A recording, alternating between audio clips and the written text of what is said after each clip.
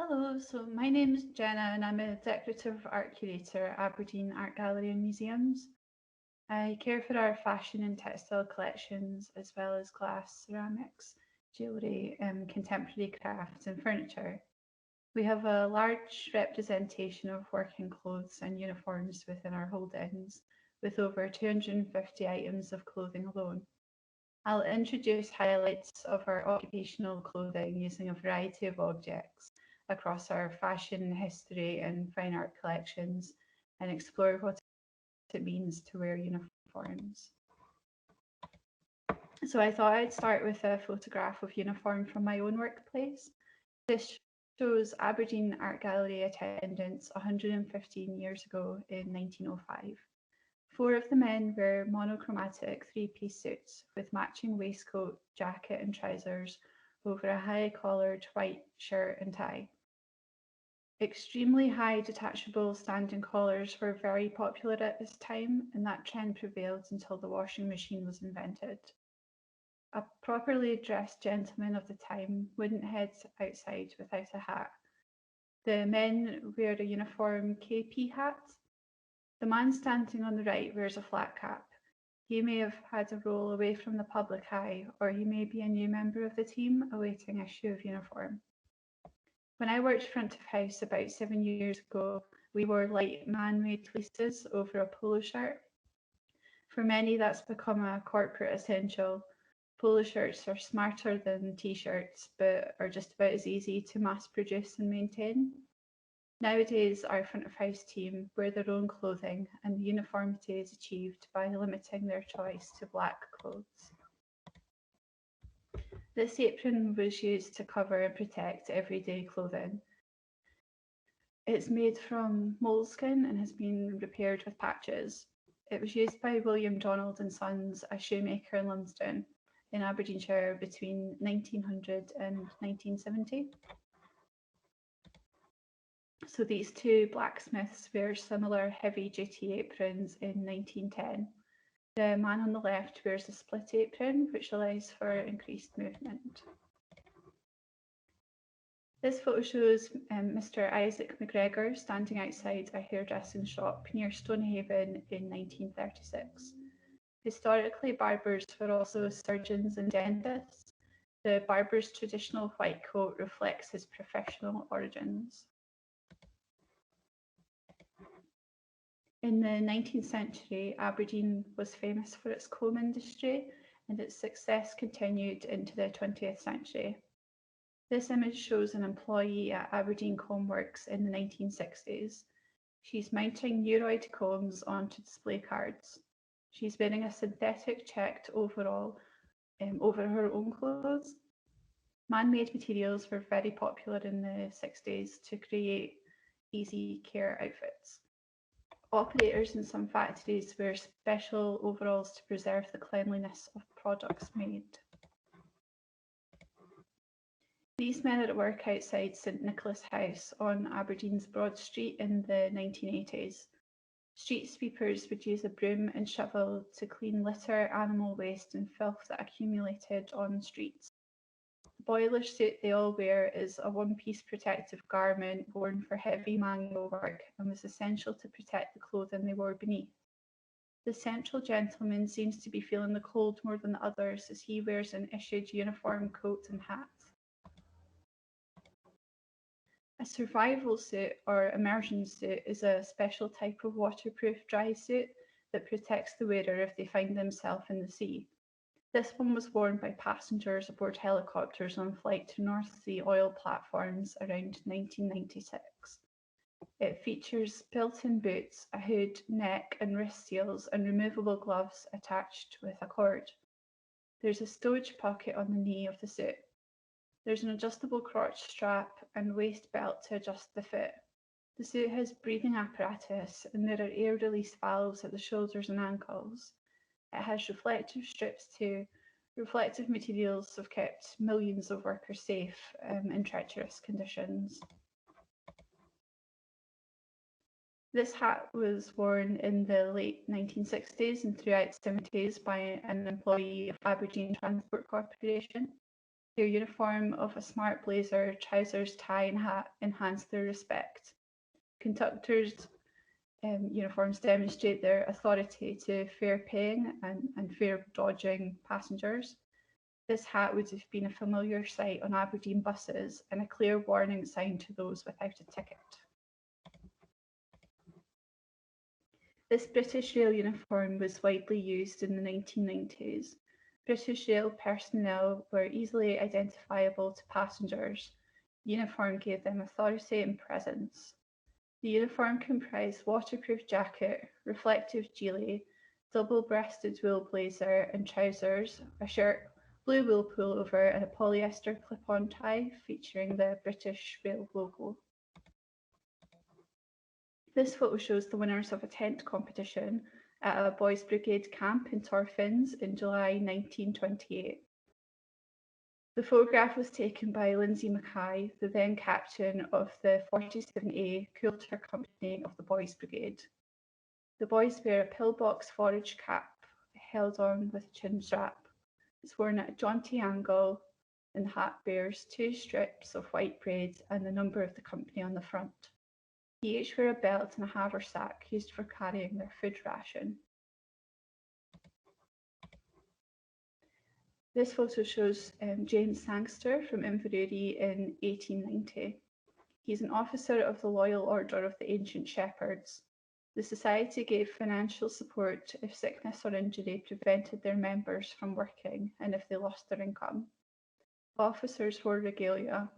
This outfit features a crook, the shepherd's check plaid, a collarette bearing the badge of office, and a cap with large pheasant feather. This postcard shows Emmeline Pankhurst's arrest by uniformed policemen in 1908. She founded the WSPU, the Women's Social and Political Union. The women's suffrage movement was the struggle for the rights of women to vote and run for political office. Those campaigning for suffrage were masters in the use of colour as a tool for political expression. Purple, white and green were the colours used on banners, flags and badges, as well as on clothing and jewellery. The symbolism and uniformity helped the cause move forward. This postcard is part of a collection of documents relating to Caroline Phillips, an Aberdonian journalist who was involved in the WSPU. This pastel on paper shows the Scottish Policeman in 1941. The drawing was completed during the Second World War, when the artist James Cowie was warden at Hospital Field College of Art in Arbroath. The policeman in this painting wears what's called a tin hat. This was used in the war rather than a normal policeman's hat, so that the head was protected from falling debris or shrapnel. The wearer's divisional letters and number can be seen on the collar. Policemen wore a blue and white armband on the left sleeve to show they were on duty.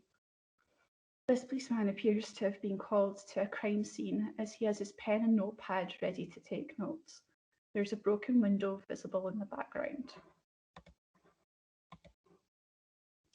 This oil on canvas was painted in 1974 by Ian Fleming. It shows James Lamond, who served Aberdeen as Lord Provost in 1970 and 1971. He's instantly recognisable as Lord Provost, wearing the velvet and fur provostal robe and gold chain of office. This black wool full-length bishop's cassock was used at Blair's College near Aberdeen. Blair's College was a junior seminary for boys and young men studying for the Roman Catholic priesthood. A cassock is often the garment worn by priests on a day-to-day basis. A sash would have been worn with a cassock. There's red cord between the armpit and the waist to hold the sash in place. This vestment was likely to have been worn with a beretta hat with central pom-pom and a clerical collar, known as the dog collar.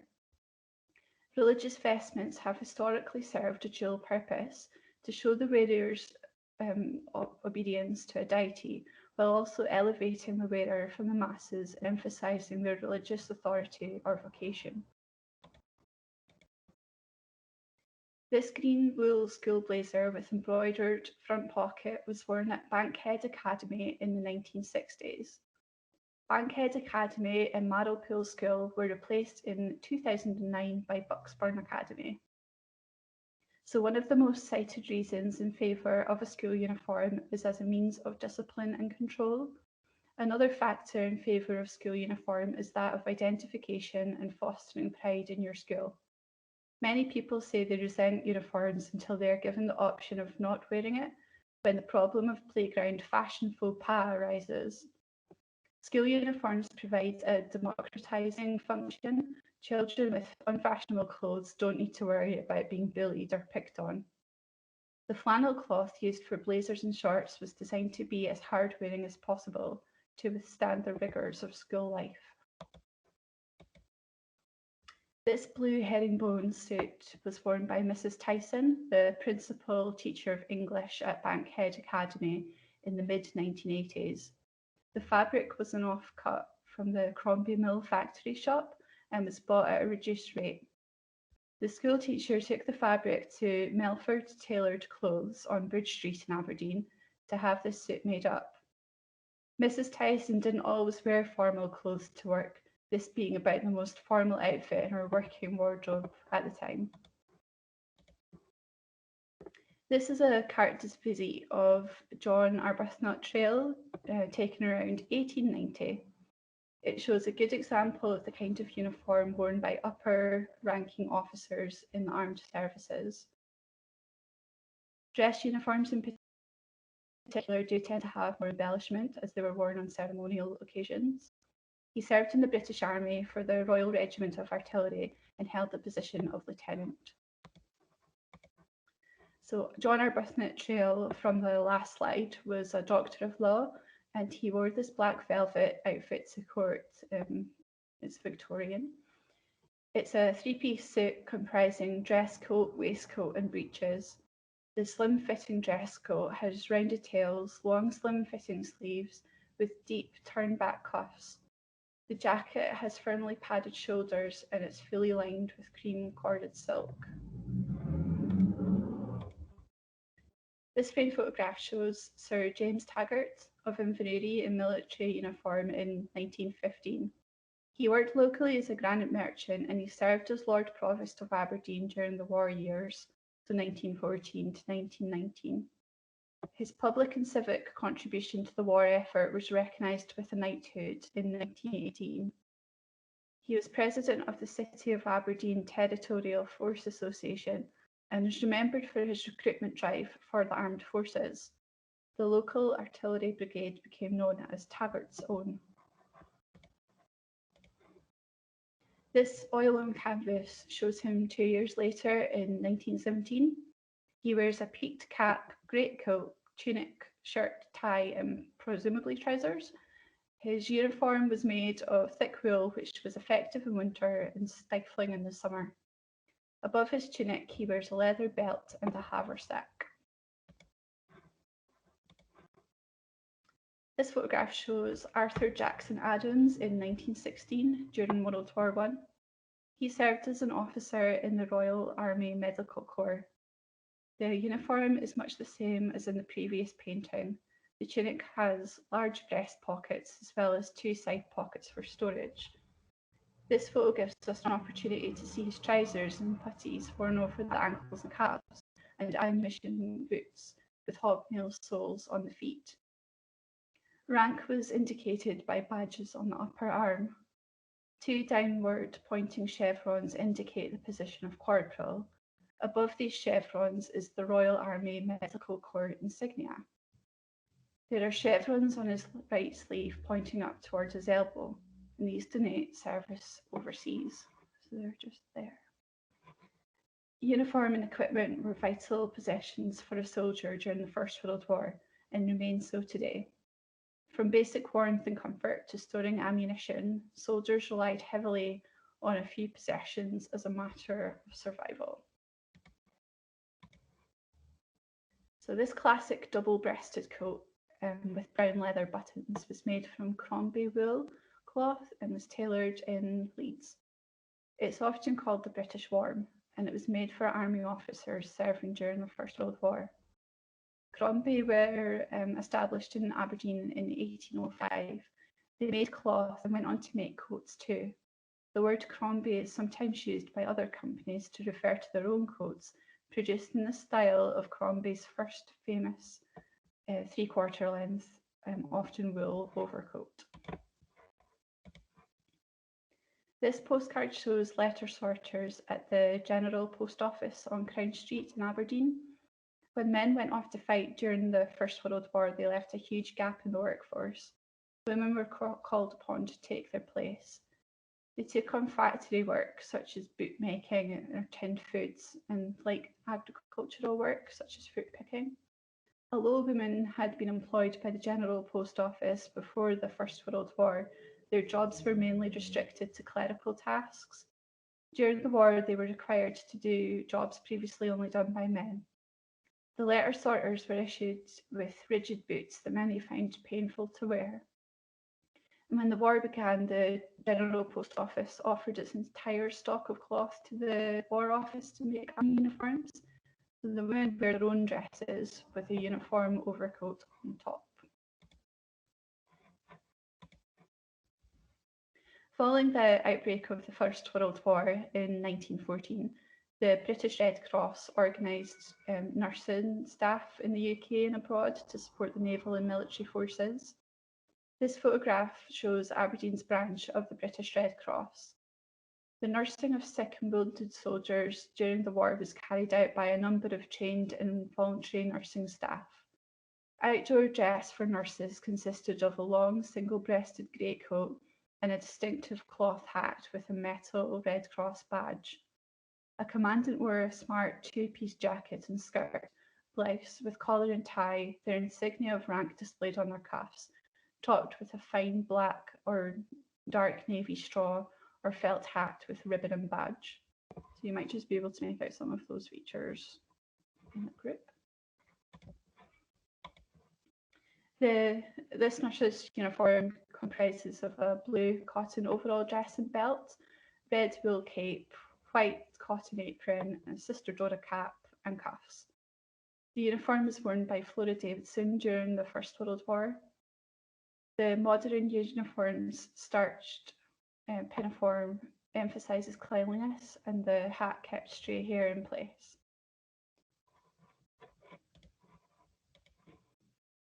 So this photograph shows Red Cross Voluntary Aid Detachment nurses, probably in the 1920s.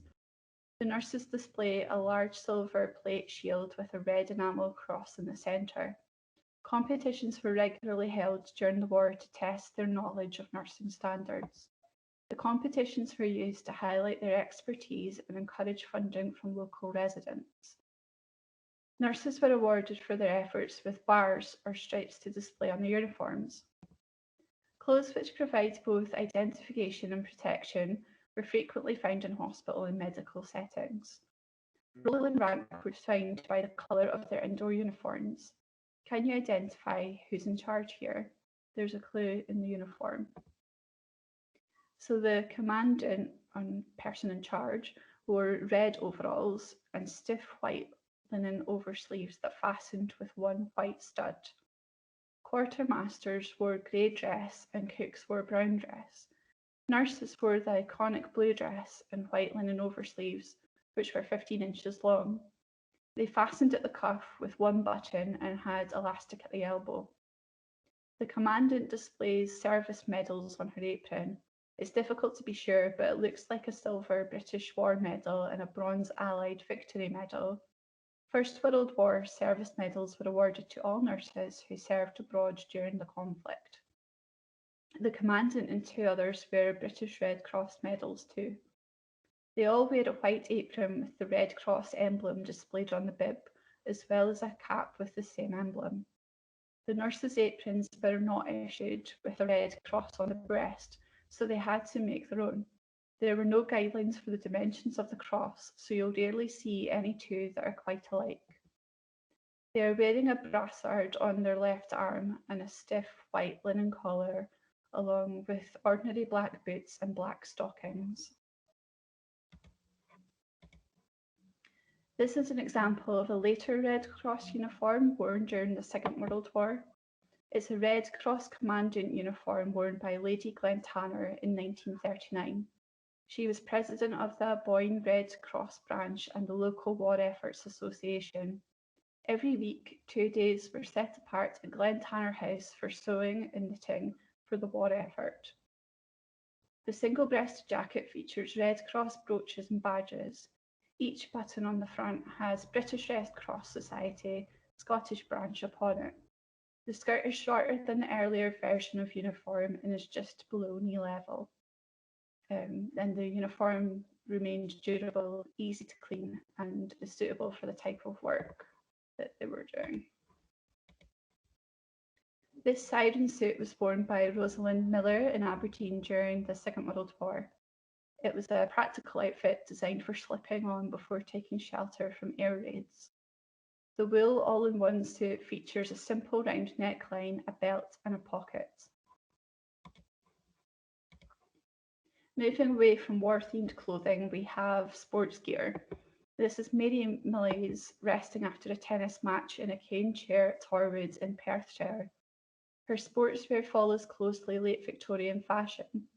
The popular Royal Alexandra of Denmark, the Queen Consort of King Edward VII, wore chokers or high collars to hide a scar on her neck.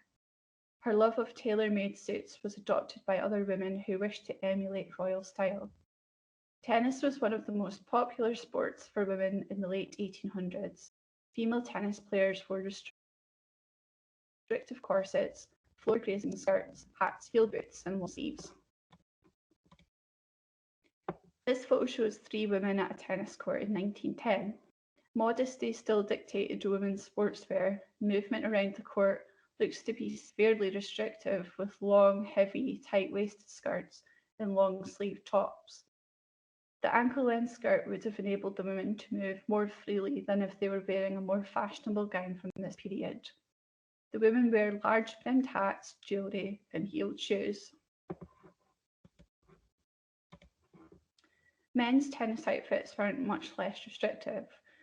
You can see in this faded photo that they wore long flannel trousers and a sweater or formal style jacket.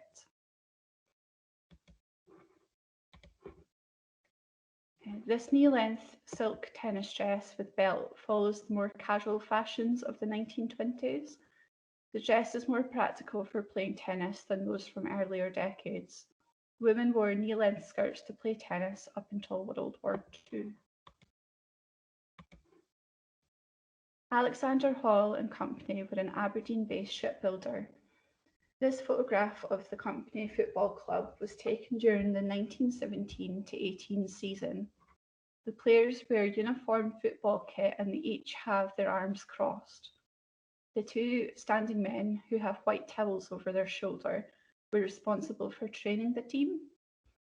The men wearing suits have various other roles, including captain, secretary, and president. And the man in naval uniform in the back row reminds us that this photograph was taken during wartime. The players in the photograph, the composition is uniform and symmetrical, so team discipline and professionalism are evident. This shows an unidentified football team in 1910. Though taken at a similar time, this photo differs greatly from the previous image. Don't look at the ships for too long, as it may leave you feeling disorientated. So, football kits, as we know them today, first appeared in the 1870s. They have evolved to reflect the nature of the game.